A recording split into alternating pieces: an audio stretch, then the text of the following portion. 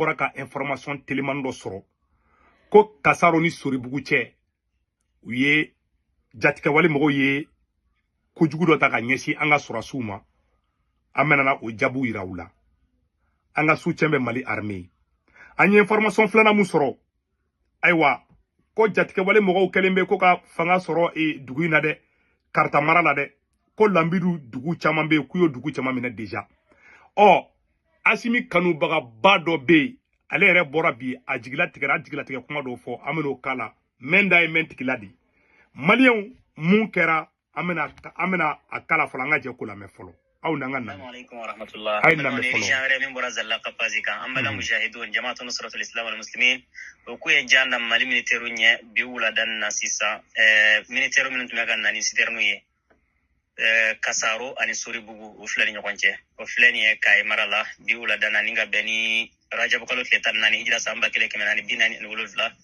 le 3 janvier 2026 wallahi akbar wa izzatillah aw n'an ka jɛ an ka lamɛn ɲɔgɔn fɛ sisan a ye lajɛ sisan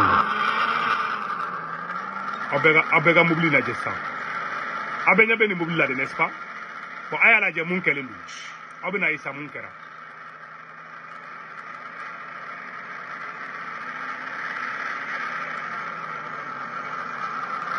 Malien bɛɛ ka lajɛ mun kɛlen don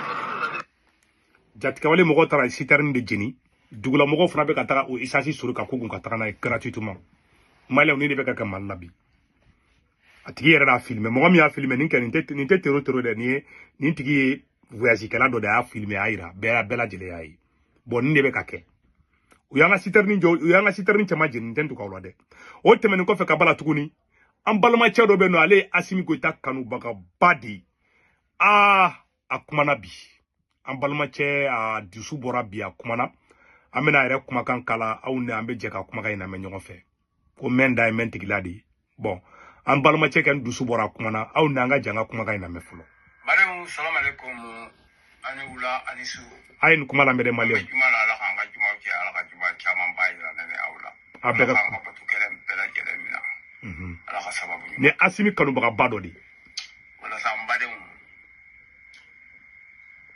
an b'a fɔ aw ye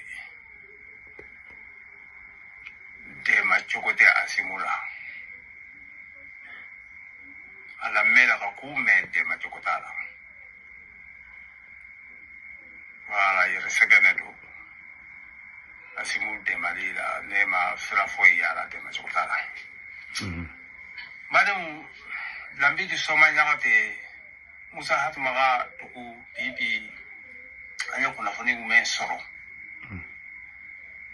awa ko jihadisiw kɛra ka yafa tew wala i bɛ fali mɛn dɔn an ye kunnafoni sɔrɔ cogo min dɛ i bɛ fali mɛn dɔn dɛ u kɛra ka yafa tew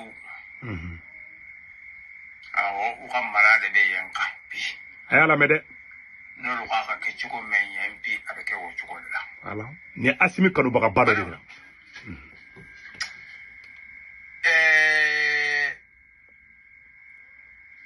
non Asimu tɛ se ka dɛmɛ cogo t'a la c'est pas possible parce que jamana yɔrɔ ɲɛnama bɛɛ baga min na dɔɔni a y'a lamɛn dɛ et puis malgré tout ça ni do kuma me bomogo ay ba ko antlala kele la pew anyu be fa ko ba pew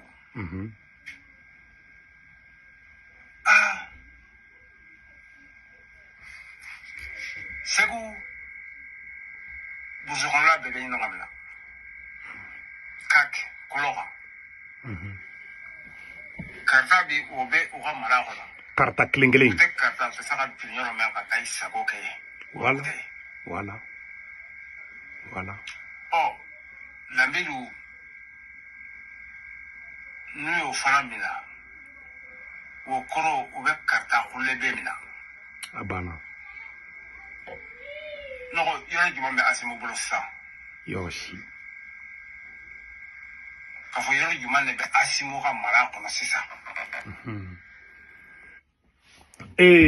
nerem fleka kuma fe nere maragadi maraga dugu fefe be kata kay mara fanfela la maraga chama mena aventure la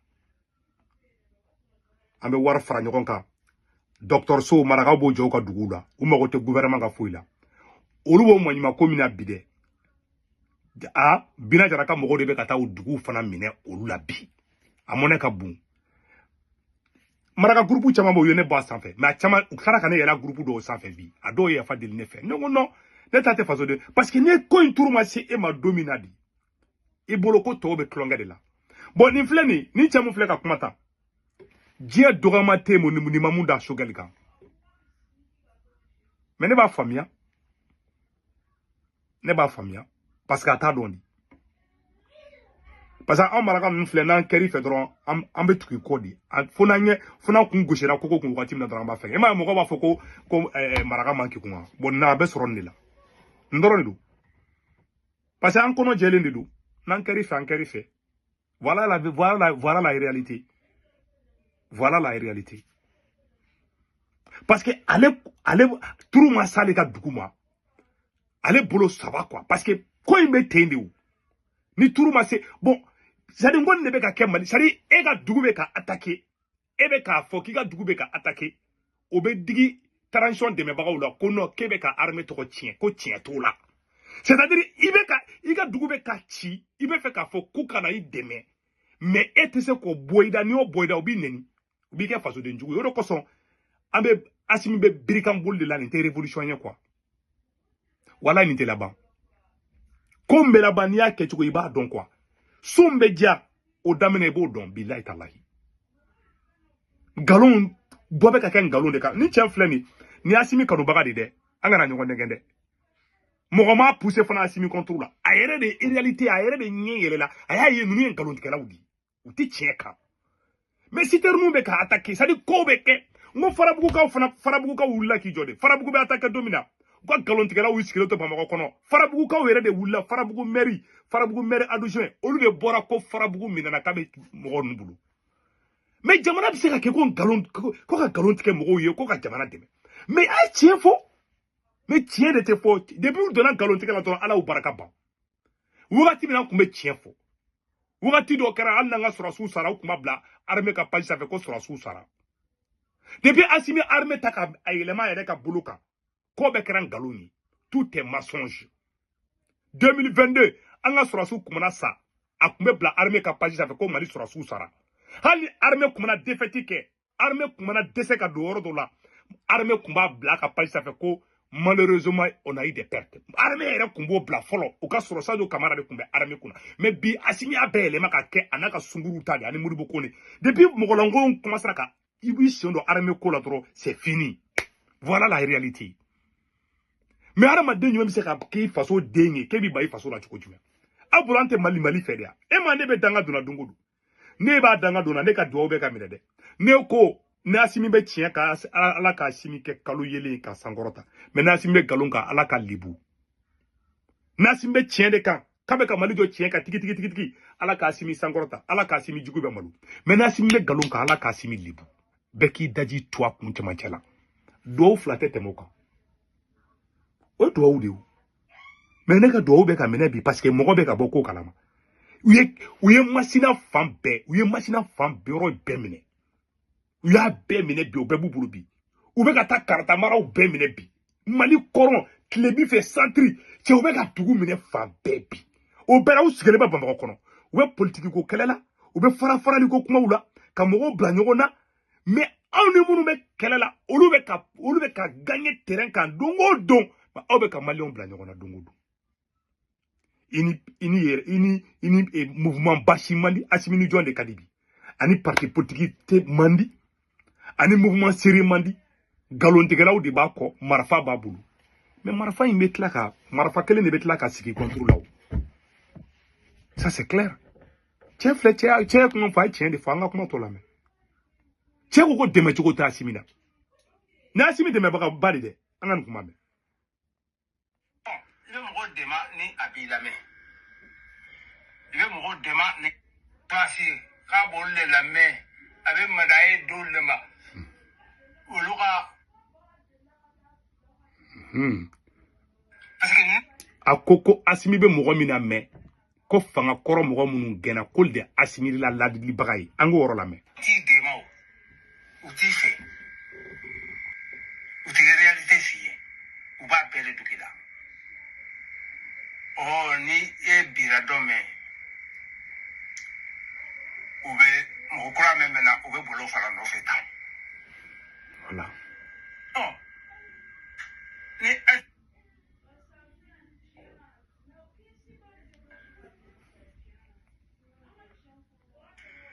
jeliw mɛn ye fanga kɔrɔw bi. Olu le talen bɛ ka gara Assimi na ka madaye dugu olu ma. Olu le b'u ka kow présenter wa u bɛ olu le lamɛn. Voilà. Lamidi minalen fɛlɛ quoi. O journaliste na videoman est-ce qu'il va kɛrɛnya ka bɔ ka fɔ. U t'a fɔ fo ka diɲɛ wuli. U t'a fɔ jamais. U t'a fɔ.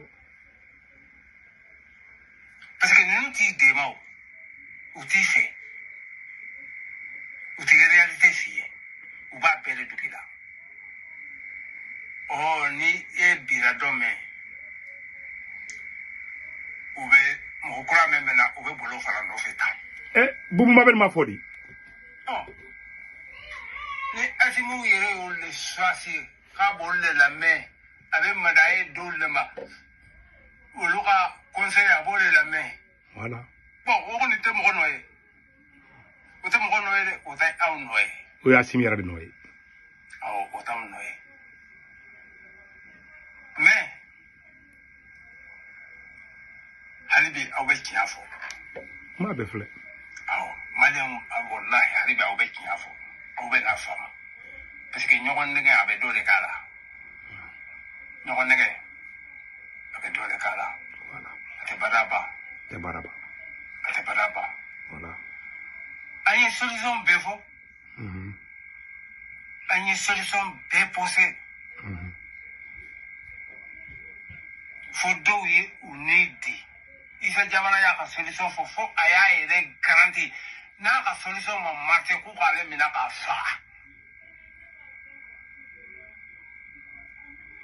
Mais Assimi ma halo kuma la mais surtout ko ka jaabi quoi. Parce que a t'anw na mɛn quoi. A bɛ i bɛ ka mɔgɔw le lamɛn.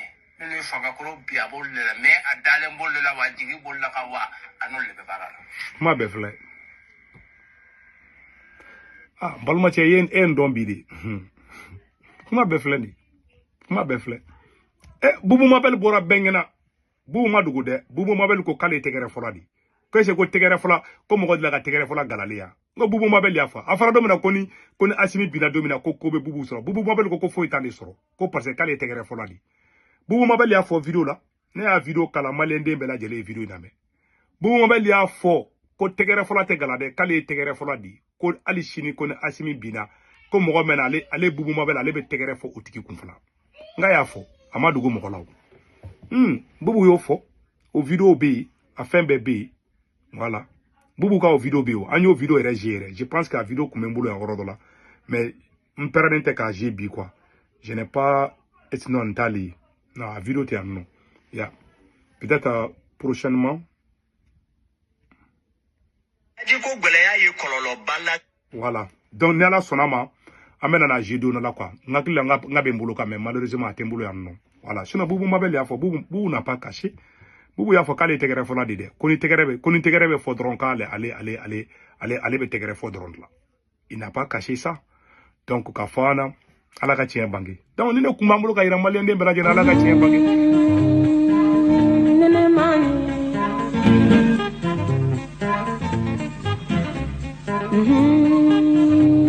Allah enene man